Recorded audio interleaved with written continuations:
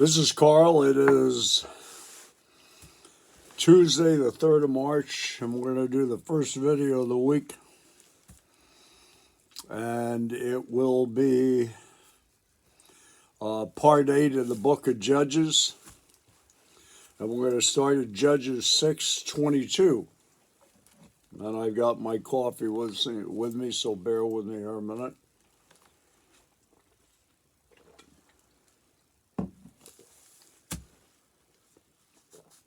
And this is going to get into a very important part of Judges, or the Bible, because it's going to talk about a man that probably most of us have heard the name of Gideon. And Gideon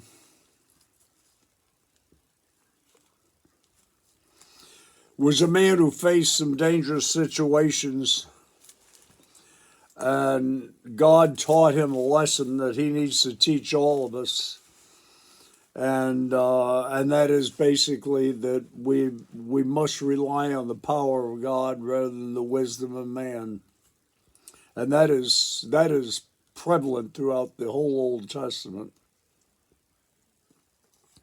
That the worst thing we could do is depend on Egypt or depend on chariots of iron, and over and over and over, those who depended on God were always victorious. And then at the end of Gideon's life, I'm going to read something out of Jeremiah. Jeremiah, I believe it's 17, 5 through 14. And there's 10 verses in there that also, out of Jeremiah, stress the importance of relying on God. Now, it sounds simple, but when life happens and things spiral out of control and are seemingly, and really are, from a human perspective, insoluble, there is no conclusion. Better than the word conclusion, there is no solution. No earthly solution. No matter which way you go, it's not going to repair anything. It's not going to fix anything. The damage is done. This morning, I had a conversation, and that's a kind of a situation that has occurred to this individual, and it involves another person, and it's a situation that there's just no earthly solution. And as this always happens, you give your opinion. I said, I'd love to give you an answer, but there's nothing that I can say that's going to make any sense. Too many years have passed, etc. And I said, the only thing you can do is go to God and pray and ask Him to solve the equation. It's difficult because it's very painful. Okay, I'll start with 21, even though we read through 21 last time. It says, the angel of the Lord put out the end of the staff that was in his hand, and this is Christ, and touched the meat and the unleavened bread, and fire rose out of the rock and consumed the meat and the unleavened bread, and the angel of the Lord departed out of his sight. Now Gideon perceived that he was the angel of the Lord. So Gideon said, alas, O Lord God, for I have seen the angel of the Lord face to face. Then the Lord said to him, peace be with you, do not fear, you shall not die. So Gideon built an altar there to the Lord, and called it, the Lord is peace. To this day, it is still in Ophrah of the Abiezrites. Now it came to pass the same night that the Lord said to him, take your father's young bull, the second bull of 7 years old, and tear down the altar of Baal that your father has, and cut down the wooden image that is beside it, and build an altar to the Lord your God on top of this rock, in the proper arrangement. and take the second bull and offer burnt sacrifice with the wood of the image which you shall cut down. So you've got this wooden image that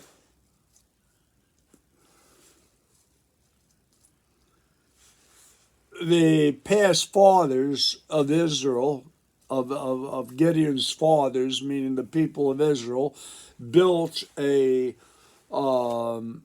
altar to Baal, a shrine to Baal, a worship to Baal, and he's to tear that down, and he is to take a bull, slay the bull, and offer a burnt sacrifice and burn the sacrifice, the flesh of the bull, with the fire from the wood of the cut of the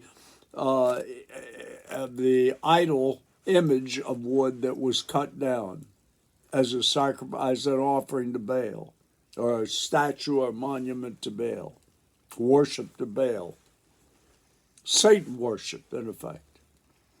So Gideon took 10 men from among the servants and did as the Lord said to him.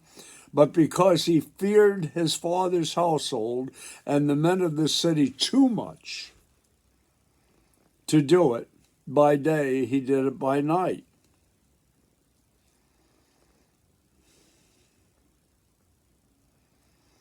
Now, what does this mean? What are the altars that I have come across from my family, that I have come across at work, that I have come across at church, that are false altars to a false god? What have I built in my life as an altar, or gathered enough wood and enough raw material, and have either in the process of making an altar to a false god, or have done so, that I need to tear down immediately? See, it's all the same thing. Utterly destroy the enemy, or the enemy is going to destroy you. There's one of two choices. There's not a third choice. There's not a neutral ground here. We must do the same things to the gods in our life. That's why it is so important for these people who do not want to admit that they might have these little altars in their life, even currently. Even currently, I've got to do it. And I think it comes to my mind maybe daily. I want to go to 2 Corinthians 10:5 and understand this is written to the believers in the Corinthian church. And what I've heard when I've read this, well, Carl, you don't know that these people were saved. That's not the issue. This was written to those who believe, to born-again believers in the church. And this is an anathema, if that's a word. This is an offense to modern Christianity as it is being proposed by many false preachers and teachers. Cast down.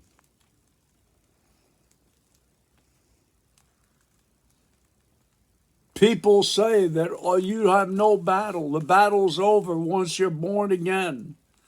Even if you're truly born again, the battle has just begun. We read that in Galatians 5:17. But we're back to the same thing here.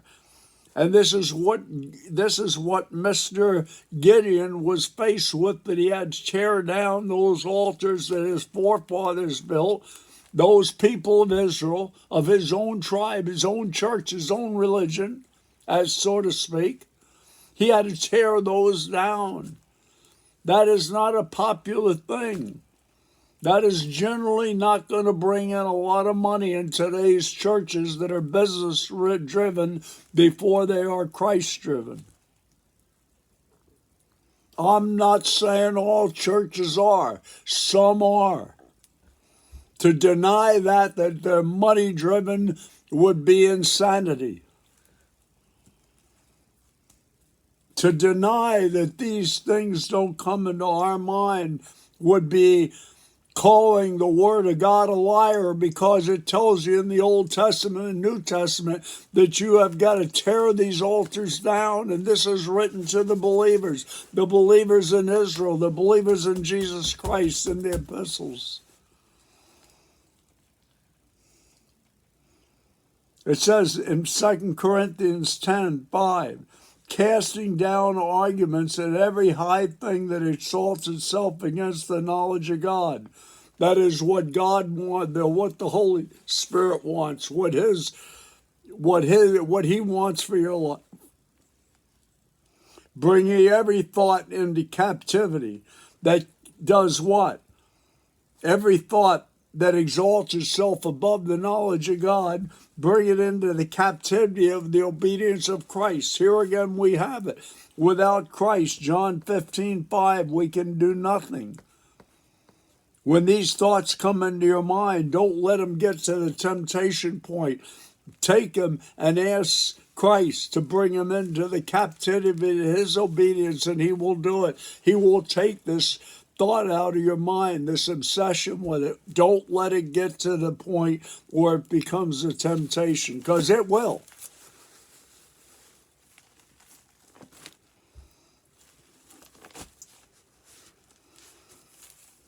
All right, we're on verse 28 of Judges 6.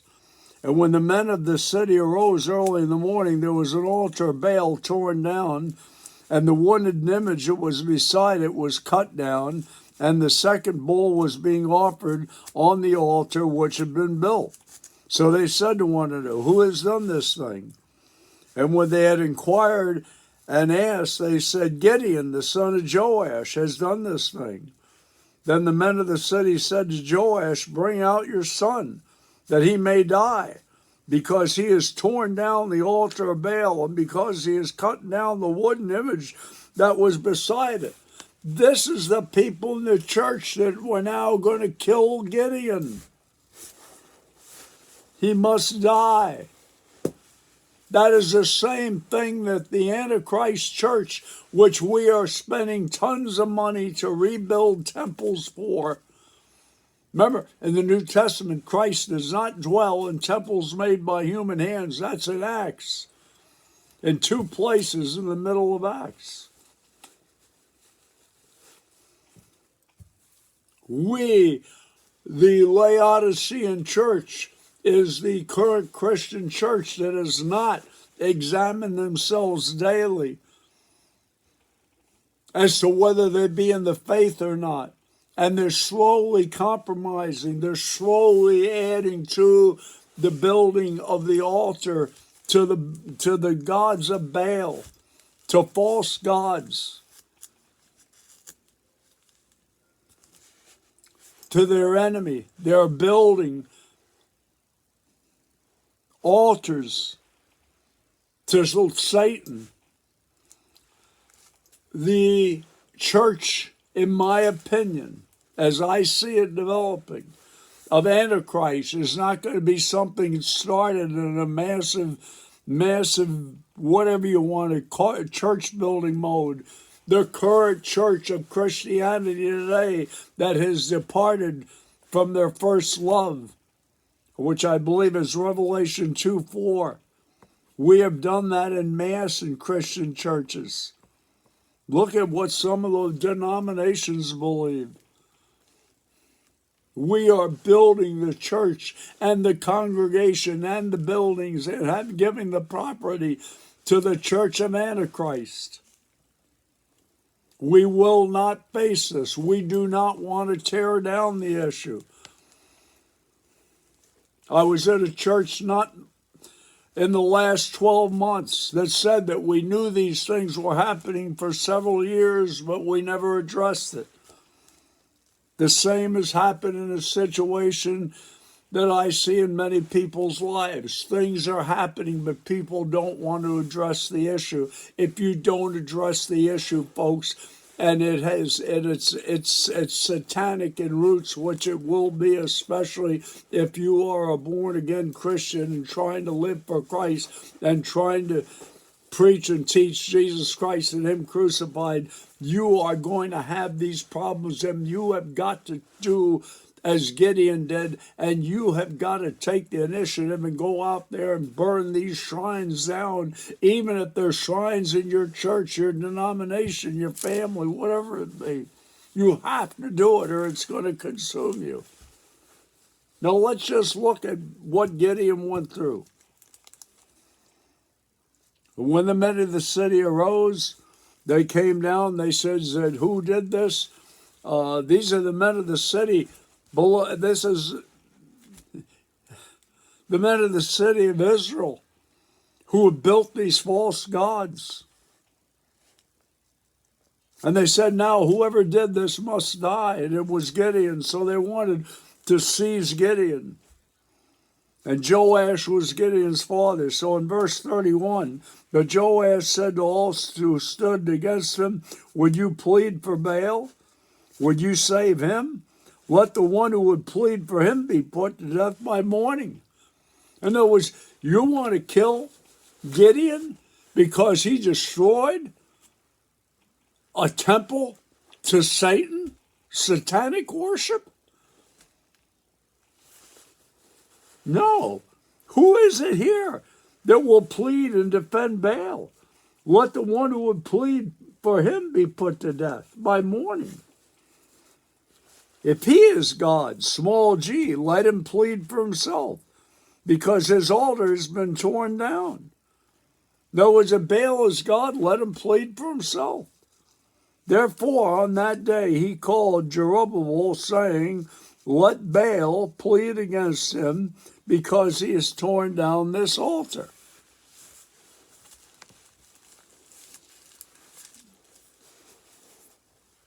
And I believe Jerubbaal is Jerubbal, Jerubbal, I believe is Gideon, if I remember correctly. So let Baal plead against him because he has torn down his altar. And he knew that wouldn't happen. Baal is a nothing. He's a false god. Then all the Midianites and Amalekites and the people of the east gathered together. They crossed over and encamped in the valley of Jezreel. But the Spirit of the Lord came upon Gideon. Then he blew the trumpet, and the Abiezrites gathered behind him. And he sent messengers throughout all of Manasseh, who also gathered behind him. And he also sent messengers to Asher, Zebulun, Naphtali, and they came out to meet him.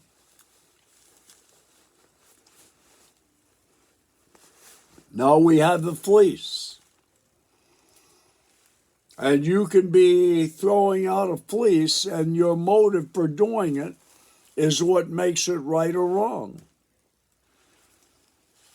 If you are sending spies into the land to get, as Joshua did, to get an idea of what's there, just to be prepared, there's nothing wrong with it. If you're doing like they did in the book of Deuteronomy, with Moses, they sent spies into the land because they didn't believe God had conquered the land and it was a land of milk and honey. They did the same act, but that was wrong. A fleece is right or wrong depending on the motive of why you do it. If you're doing it to make sure you're in God's will, that is great.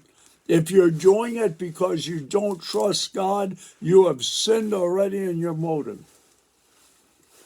But Gideon said, we're in verse 36, Gideon said to God, if you will save Israel by my hand as you have said, I will put a fleece of wool on the threshing floor. If there is dew on the fleece only, and it is dry all around the ground, then I will know that you will save Israel by my hand as you have said. And it was so. And when he arose early the next morning and squeezed the fleece together, he wrung the dew out of the fleece, a bowl full of water. Then Gideon said to God, do not be angry with me, but let me speak just once more. Let me test, I pray, just once more with a fleece. Let it now be dry only on the fleece, but on all the ground let there be dew. And Gideon did so that night, and it was dry on the fleece, but only there was dew on all the ground. There is nothing wrong with this as compared and as contrasted to in Deuteronomy, where when Moses wanted to go into the promised land, they said, no, we're going to send spies to spy it out because they did not believe God. If you're doing it for that reason, it's wrong, even if you don't put out a fleece, because you don't trust God.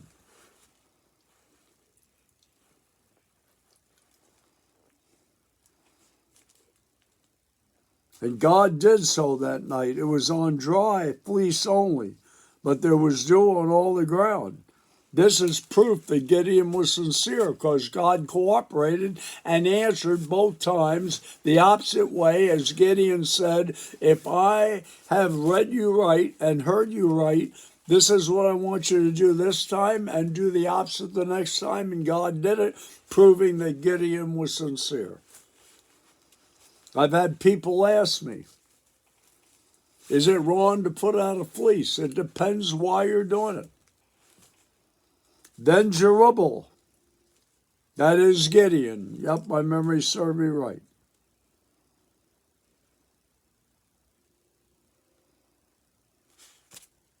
And all the people with him rose early and encamped by the well of Harod, so that the camp of the Midianites was on the north side of the hill of Moreh in the valley.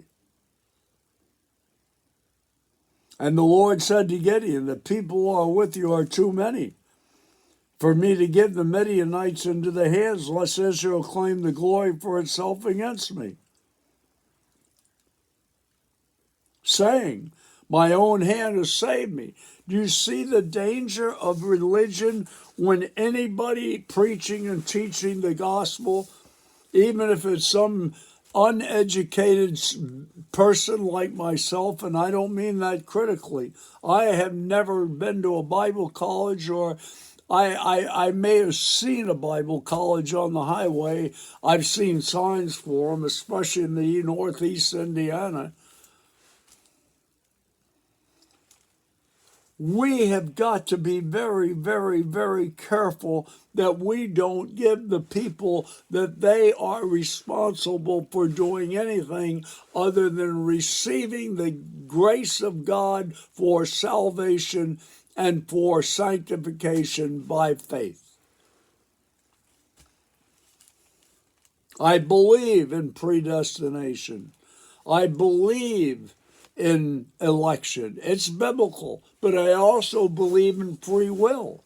But what we can't do in an effort to explain God away to one who doesn't want to believe the Bible, period, because to him it doesn't make sense, we'll then say there's no predestination, or we'll go the other way and say there's no free will.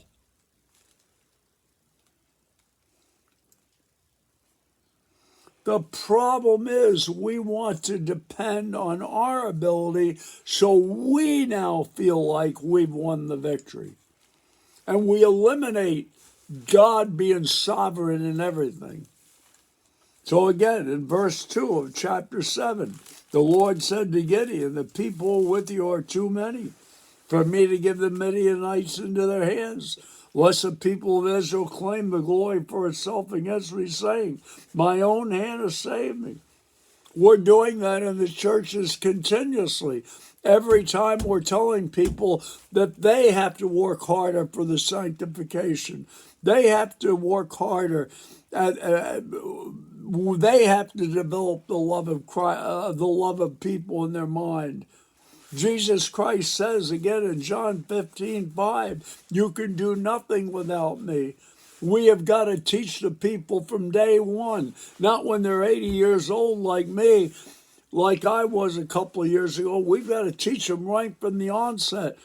that God is the one who was responsible for every spiritual victory they had?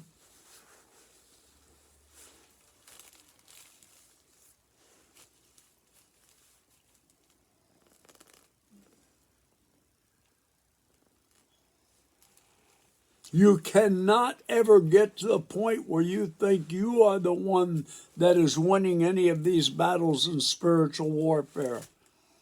Spiritual warfare, and we write this in almost every video, of Ephesians 6:12, is going to attack every Christian. And Colossians 2:15, Jesus Christ 2,000 years ago at the cross has defeated every power of darkness that's mentioned in Ephesians 6:10 through 12. Read those verses, Ephesians 6:10 through 12, and Colossians 2:15, the same wording Christ defeated at the cross, utterly defeated. Now we have to appropriate that and apply that victory to ourselves by faith in Jesus Christ and Him crucified, plus nothing, minus nothing, and that's 1 Corinthians 2:2. And the reason Paul determined to know nothing about that is the very same thing it says here in 1 Corinthians 2:5, so that my faith would be in the power of God, not the wisdom of men. You've got to apply 1 Corinthians 2:2 and 2:5 to Judges 7 and verse 2. Now Judges 7:3. Now therefore, proclaim in the hearing of the people, saying, whoever is fearful and afraid, let him turn and depart at once from Mount Gilead. What are we afraid of? What do we not trust when God says umpteen times and I don't know how many, I bet it's at least 35 times between the book of Judges and the book of Deuteronomy that He has already conquered the enemy. He has delivered him into our hand. Plus the New Testament. Verse 3. Therefore proclaim in the hearing of the people, whoever is fearful and afraid, let him depart at once from Mount Gilead. And 22,000 people returned, and 10,000 remained. So now Gideon is down from 32,000 to 10,000. But the Lord said to Gideon, these people are still too many. Bring them down to the water, and I will test them for you there. It will be that of whom I say to you, this one shall go with you, the same will go with you. And whoever I say to you, this one shall not go with you, the same shall not go. So he brought the people down to the water. Everyone who laps from the water with his tongue as a dog laps, you shall set apart by himself. Likewise, everyone who gets down on his knees to drink. And the number of those who lapped, putting their hand to their mouth, was 300 men. But all of the rest of the people got down on their knees to drink water. Then the Lord said to Gideon, by the 300 people who lapped, I will save you and deliver the Midianites into your hand. Let all the other people go, every man to his place. Now he's gone from 32,000 down to 300. That's less than 1%, I believe. So the people took provisions and their trumpets in their hands, and he sent all away the rest of Israel, and every man to his tent, and retained only the 300 men. Now the camp of Midian was below him in the valley. And these are the Midianites. And he's now going to come upon the Midianites with only 300 men. But he's got God who has promised. Do we believe him? Gideon put out the fleece just to make sure that he heard God right. It was God's will, and he wasn't adding any of his own creation or his own understanding, but not because, as in the book of Deuteronomy, they didn't believe God.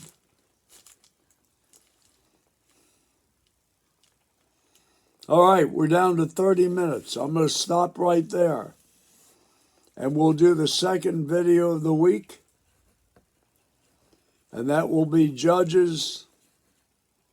It'll be part number 9. It'll be Judges 6.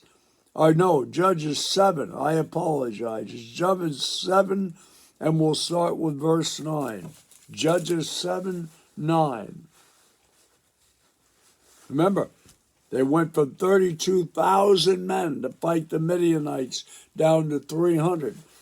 God did not want even his loyal followers to be tempted to believe that the victory was because of them rather than God, and that is no different in today's society. We have got to see that. That's why every thought you have that exalts itself above God, including false preaching and teaching in church that tells you you got to get better, you got to get down by the bootstraps and get better, you've got to overcome sin, you can't do it. Why did Christ die on the cross if I could do these stuff? He did it. If I could do this stuff, he did it to give me the power of the Holy Spirit living in me so that I can have the power of Christ who's already defeated the enemy. That's the only way we can defeat it. And I'm sure you understand it by now. Okay. I'm enjoying Gideon. I've been a Gideon now for how many years? 7 and 26, just about 33 years. So I'm enjoying reading this part about Gideon. Okay, folks, I thank you very much, and we will be back. Today's Tuesday. I'm getting a good start to the week. Take care.